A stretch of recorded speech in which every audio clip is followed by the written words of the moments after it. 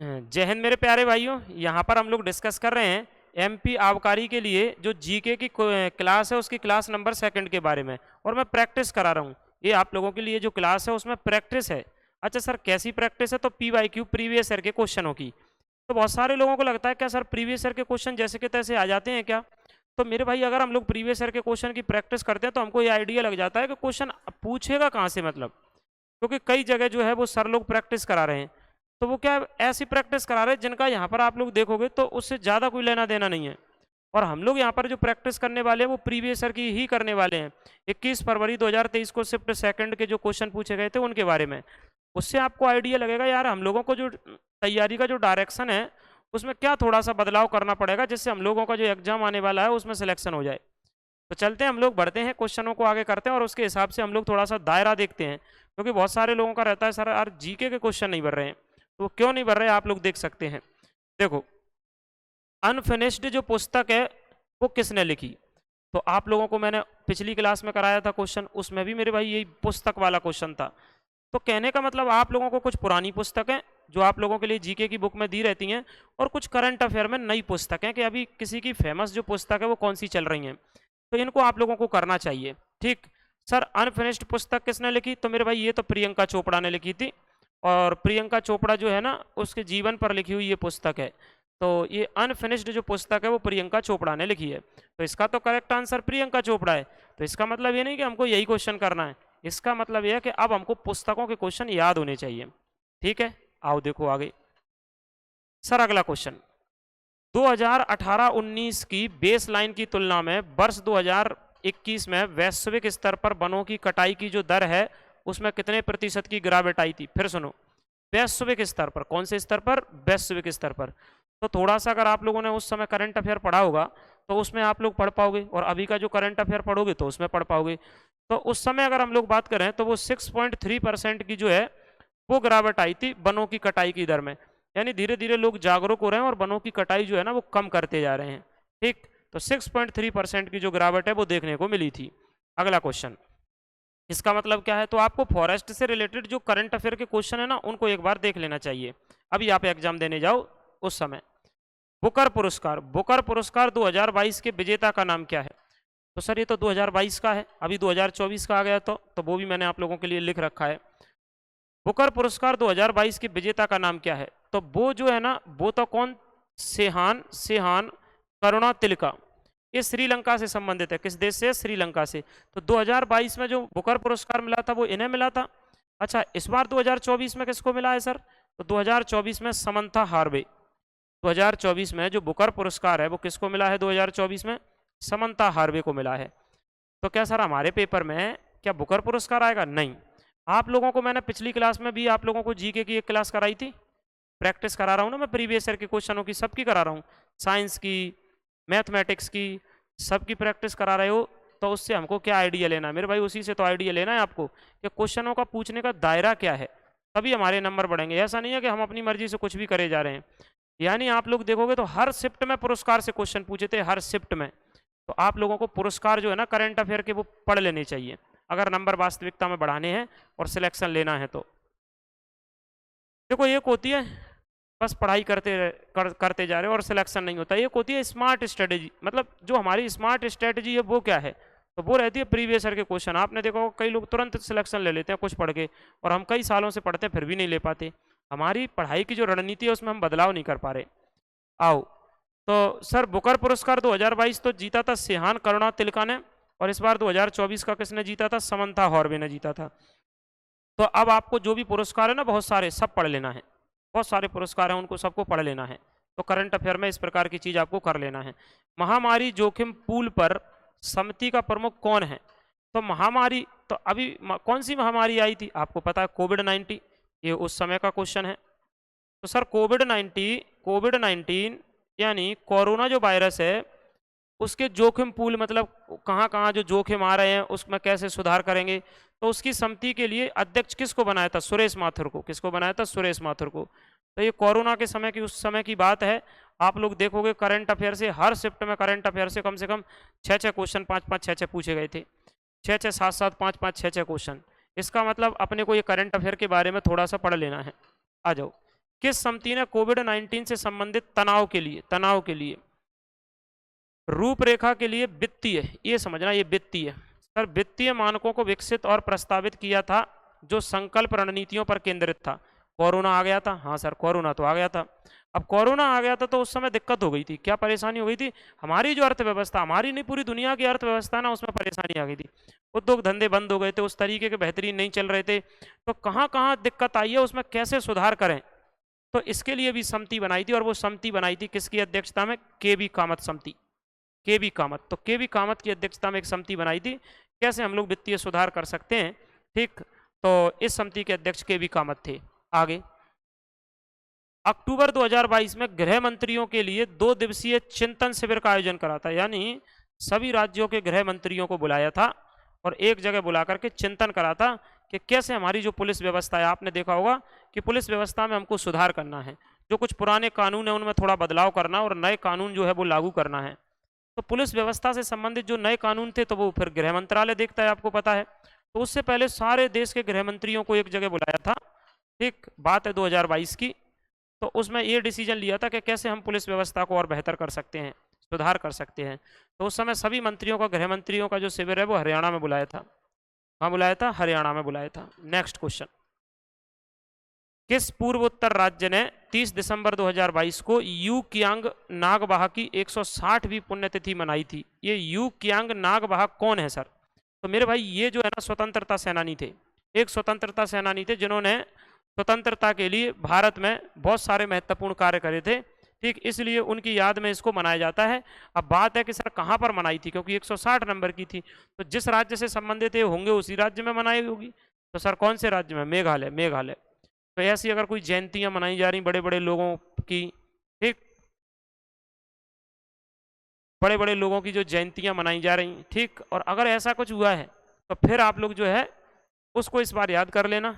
तो C answer, कौन सा आंसर, सी आंसर। देखो अगला, निम्न में से किस एजेंसी को नेशनल पावर पोर्टल की नोडल एजेंसी के रूप में, अब देखो power portal, sir power portal क्या है, ये लाइट विद्युत से संबंधित है, उसकी नोडल एजेंसी के रूप में नियुक्त किया गया है, तो वो किया गया केंद्रीय विद्युत प्राधिकरण को, केंद्रीय विद्युत प्राधिकरण को।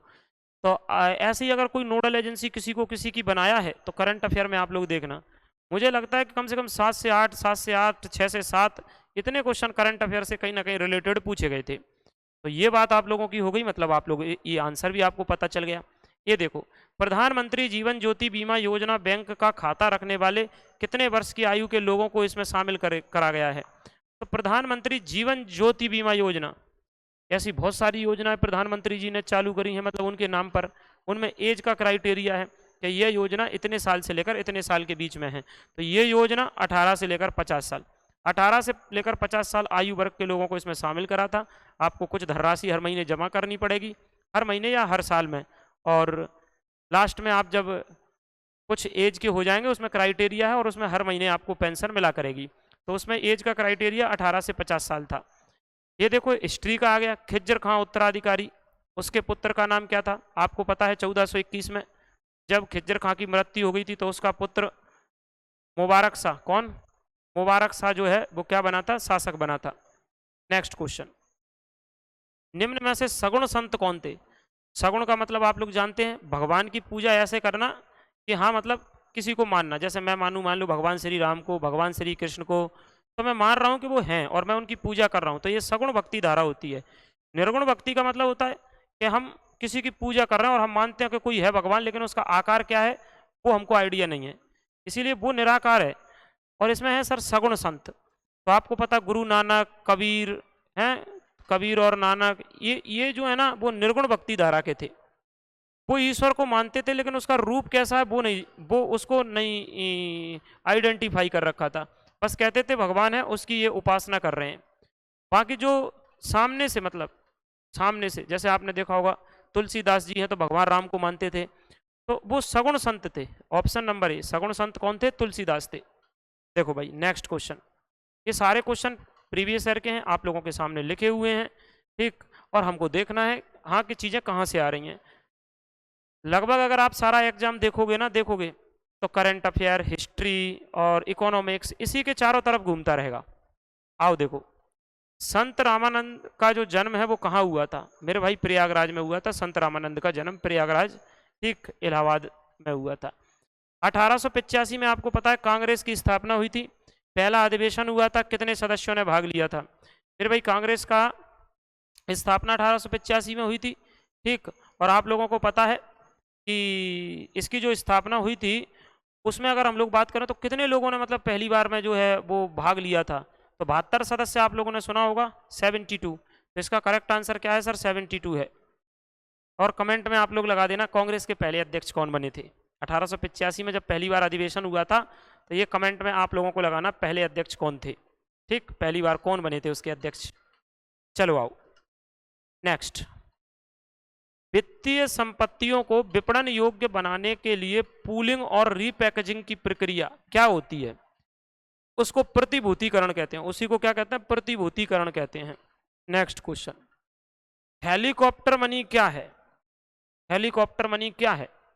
तो आपने इकोनॉमिक्स पढ़ी होगी, अर्थव्यवस्था में आपने ऐसा कुछ पढ़ा होगा कि मान लो किसी देश में अगर मंदी आना है, मतलब आई नहीं है, आने वाली है, तो सरकार क्या करती है? लोन बांटना शुरू कर देती है, कर्जा देना शुरू कर देती है लोगों को, जिससे लोगों के पास पैसा आ जाता तो लोग बाजार में पैसा खर्च कर सकते हैं। जब बाजार में पैसा खर्च कर सकते हैं ना तो महंगाई जरूर बढ़ेगी, लेकिन पर क्या है, बाजार चलने लगेगा। बाजार चलने लगेगा मतलब लोग चीज़ों को खरीदेंगे, ठीक, जिससे जो है पैसे का जो है एक चक्र चालू हो जाएगा।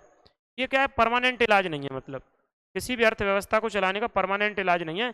ये बस ये है कि अगर आपको परेशानी हो रही है तो देश में मंदी आ सकती है, तो उसको कुछ हद तक टालने के लिए एक प्रकार की कोशिश होती है, जिसमें जो केंद्रीय बैंक होते हैं वो सरकार से कहते हैं कर्जा लाओ और थोड़ा जनता में बांटो, जिससे जनता जो है खर्चा करेगी, इससे बाजार चलेगा, बाजार चलेगा तो देश चलेगा। उसी को कहते हैं हेलीकॉप्टर मनी।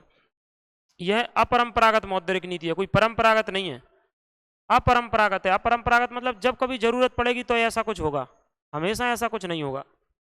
नेक्स्ट क्वेश्चन भाई, 2021 में भारत का अनुमानित बाहर का ऋण, यानी बाहर विदेशी ऋण हमारे पे कितने था? विदेशी ऋण हमारे पास कितना था 2021 में? सर उस समय जो विदेशी ऋण था वो कितना था? तो वो तो था मेरे भाई पहला ऑप्शन 593.1 बिलियन अमेरिकी डॉलर, इतना कर्जा था हमारे पास। सर अच्छा अभी कितना है? तो 2024 की रिपोर्ट से भारत के ऊपर 711.8 बिलियन अमेरिकी डॉलर कर्जा हो गया है। मतलब मात्र 21 से लेकर 2021 से लेकर अभी हम 2024 में ही आए हैं, 3 साल हुई हैं, 3 साल। तो देख रहे हैं आप 593.1 बिलियन अमेरिकी डॉलर से अब 711.8 अमेरिकी बिलियन डॉलर हो गया है। इसका मतलब आप लोग जान रहे सर क्या ये सरकार क्या कर रही है? वो नहीं कहते कर्जा लेके घी पियो भले ही, पर घी पियो। तो सरकार कर्जा लेकर ही घी पी रही है। देखो मात्र 2-3 सालों में कितना बिलियन डॉलर जो कर्जा हमारे पास बढ़ गया है। अभी तक हमारे पास इतना इतना इतना कर्जा था 593.1 बिलियन अमेरिकी डॉलर, अभी देखो 711.8 बिलियन अमेरिकी डॉलर हो गया है 24 में। तो ये मैंने नया इसलिए बता दिया है आप लोगों को, जिससे अगर कहीं ये आ जाए तो आप लगा पाओगे। तो सरकार बड़े बड़े वादे करती है हमारी कि हम ये विकास कर रहे हैं, हम वो कर रहे, ये कर रहे। आप देख सकते 3 सालों में कितना कर्जा बढ़ा डाला। ठीक, सरकार कह रही है हम इन्वेस्टमेंट कर रहे हैं, इन्वेस्टमेंट। अब फ्री फोकट का पैसा बांट रहे हैं ना, तो उसको इन्वेस्टमेंट कहते ही नहीं है। अगर आप कहीं इंडस्ट्री लगाते, लोगों को नौकरियां देते, ठीक, ऐसा कुछ करते, अब आप हर चीज़ में योजनाओं में फ्री का पैसा बांटोगे तो उसको इन्वेस्टमेंट नहीं कहते, उसको कहते हैं फालतू का खर्चा करना। फालतू खर्चा करोगे, कर्जा लोगे, कर्जा लोगे, उससे क्या होगा? देश की जो अर्थव्यवस्था है वो कहीं ना कहीं नुकसान में जाएगी। नेक्स्ट, इस बार तो आपको याद रखना 2024 का आएगा तो ये लगा देना 711.8 अमेरिकी बिलियन डॉलर। नेक्स्ट, भारत ने जलवायु परिवर्तन पर राष्ट्रीय कार्य योजना कब शुरू की थी? तो ये शुरू की थी भारत ने, जलवायु परिवर्तन जो हो रहा है उसमें सुधार करना है, नवीकरणीय ऊर्जा को बढ़ावा देना है, ठीक, जैसे सोलर पैनल को बढ़ावा देना है, पवन चक्कियों को बढ़ावा देना है। इस योजना को हम लोगों ने 2008 में जो है वो शुरू करा था। अगला क्वेश्चन, भारत सरकार द्वारा नागरिकता के लिए बनाए गए कानून को क्या कहा जाता है? तो भारत सरकार ने जो नागरिकता के लिए कानून बनाया था वो 1955 में बनाया था, पहला कानून 1955 में बनाया था। सर ये नागरिकता कहाँ पर है? तो आपको पता है संविधान के भाग किस में है? भाग 2 में है, और अनुच्छेद 5 से लेकर कहाँ तक है? 11 तक है नागरिकता के बारे में प्रावधान। अच्छा, उसमें ये क्वेश्चन कह रहा है कि सर कानून कब बनाया था, उसको किस नाम से जानते हैं? तो मेरे भाई उसको जानते हैं नागरिकता अधिनियम 1955, नागरिकता अधिनियम 1955। नेक्स्ट, एसआर बोम्मई मामले में मामले के संबंध में कौन सा विकल्प सही नहीं है, ये कह रहे कौन सा विकल्प सही नहीं है। तो पहले तो ये एसआर बोम्मई क्या कौन थे मेरे भाई? एसआर बोम्मई क्या है? ये कर्नाटक के मुख्यमंत्री बने थे एसआर बोम्मई, जनता दल के। एक समय जनता दल के कर्नाटक के 1989 में अगर हम लोग बात करें तो ये कर्नाटक राज्य के बने मुख्यमंत्री जनता दल यानी जनता पार्टी के, अभी आजकल जो बीजेपी है उसके। तो क्या हुआ, कांग्रेस ने इनको हटाने के लिए वहां राष्ट्रपति शासन लगा दिया। अब राष्ट्रपति शासन लगा दिया, सरकार ठीक चल रही थी लेकिन फिर भी हटा के राष्ट्रपति शासन लगा दिया, तो ये अनुचित है। अब अनुचित है तो ये सुप्रीम कोर्ट चले गए। हाँ चले गए, सुप्रीम कोर्ट चले गए। तो सुप्रीम कोर्ट में पहली चीज, राष्ट्रपति शासन के लिए न्यायिक समीक्षा उपलब्ध है, सही बात है। ये कह रहे कौन सी सही बात नहीं है वो बताना है। अदालत सामग्री की शुद्धता की जांच नहीं कर सकती, अदालत सामग्री की शुद्धता की जांच नहीं कर सकती। तो अदालत जो है ना, अदालत जो है सामग्री की शुद्धता की जांच इसमें अदालत नहीं करेगी। ठीक, संसद के अनुमोदन तक विधानसभा को भंग नहीं और निलंबित नहीं किया जा सकता, ये भी सही है। ये अधिनायकवादी राज्य के लिए एक अनुरोध, ये था क्या सर? एक अधिनायक राज्य के लिए एक अनुरोध था। तो ये बात जो है वो गलत है, ये जो बात है ना वो गलत है। अधिनायकवादी थोड़ी था, वो तो वहां पर चुन के आए थे, मतलब, और चुन के आए थे, फिर भी ऊपर कांग्रेस की सरकार थी, उन्होंने वहां राष्ट्रपति शासन लगा दिया। तो गलत बात ये है, गलत बात ये है। ऑप्शन नंबर डी आ जाओ। नेक्स्ट, संविधान के किस अनुच्छेद में नगर पालिकाओं के लिए वित्त आयोग है? आप लोगों को सबको पता है, देश की सरकार के लिए जो वित्त आयोग का गठन है वो आर्टिकल 280 में है। भारत सरकार के लिए जो वित्त आयोग है वो अनुच्छेद 280 में है। ग्राम पंचायतों के लिए जो वित्त आयोग है वो अनुच्छेद 243 आई में है। ये कई बार क्वेश्चन आ चुके हैं पेपर में, लेकिन एक पूछ रहा सर नगर पालिकाओं के लिए वित्त आयोग का गठन 243 बाय में, 243 किस में? बाय में। ठीक है, आगे आगे मेरे भाई, चाहे तो आबकारी का पेपर है चाहे एमपी पुलिस का हो, जीके के 20 ही क्वेश्चन आते हैं, साइंस के 15 आते हैं, तो उनके लिए भी मैं अलग से क्लास चला रहा हूँ। बाकी आप लोगों में से जिन लोगों ने, ये अपना एप्लीकेशन है रामनिवास सर क्लासेस, आपने आबकारी का बैच ले रखा है, तो मैंने आपसे बार बार बोला है आपको एमपी पुलिस का बैच नहीं लेना है। हम लोग जैसे ही आबकारी के पेपर खत्म होंगे आपको सबको मैं एमपी पुलिस के बैच में शिफ्ट करवा दूंगा। ठीक है, बाकी किसी को कोई बैच लेना हो तो एप्लीकेशन पर चल रहे हैं। ठीक, बाकी ऐसे लोगों को बैच लेना, मतलब जो लोग बैच लें वो ऐसे लेना शांति वाले, क्योंकि हड़बड़ी में कोई चीज़ नहीं होगी और क्वालिटी की नहीं होगी। तो चीज़ क्वालिटी की मिलेगी, भले ही धीरे धीरे करके चीज़ें जो है आपको उपलब्ध होंगी उस पर। बाकी आप लोग हमारे इन चीज़ों से जुड़ सकते हैं, रामनिवास सर क्लासेस करके ही अपना टेलीग्राम चैनल है, फेसबुक, इंस्टाग्राम, ये सारे के सारे जो हैं सोशल मीडिया प्लेटफॉर्म है। और अच्छा, इसकी जो पीडीएफ कहाँ मिलेगी? तो आपको इनकी सबकी पीडीएफ ये टेलीग्राम पे मिल जाएगी। जो क्वेश्चन अपन लोग करते हैं, जो चीज़ें करते हैं, तो टेलीग्राम पर आपको पीडीएफ इसकी और भी चीज़ें मैं करा रहा हूँ उनकी उपलब्ध होती जा रही हैं। तो उम्मीद है आपको क्लास पसंद आई होगी। मेरे भाई चैनल पर नए हैं तो चैनल को सब्सक्राइब करना, वीडियो को लाइक और शेयर जरूर करना और कमेंट करके जाना क्लास कैसी लगी। तो अभी के लिए इतना, मिलते हैं नेक्स्ट क्लास में। जय हिंद।